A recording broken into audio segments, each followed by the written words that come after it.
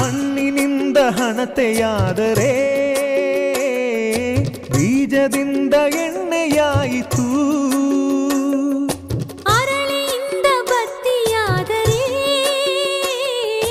ಸುಡುವ ಬೆಂಕಿ ಜ್ಯೋತಿಯಾಯಿತು. ನಂದಿಸುವುದು ತುಂಬ ಸುಲಭವೋ ಹೇ ಮಾನವ, ಆನಂದಿಸುವುದು ತುಂಬ ಕಠಿಣವೋ ಹೇ ದಾನವ. ದೀಪದಿಂದ ದೀಪವ ಹಚ್ಚಬೇಕು ಮಾನವ, ಪ್ರೀತಿಯಿಂದ ಪ್ರೀತಿ ಹಂಚಲು. ಭೇದವಿಲ್ಲ ಬೆಂಕಿಗೆ, ದ್ವೇಷವಿಲ್ಲ ಬೆಳಕಿಗೆ. ನೀ ತಿಳಿಯೋ, ನೀ ತಿಳಿಯೋ. ದೀಪದಿಂದ ದೀಪವ ಹಚ್ಚಬೇಕು ಮಾನವ, ಪ್ರೀತಿಯಿಂದ ಪ್ರೀತಿ ಹಂಚಲು.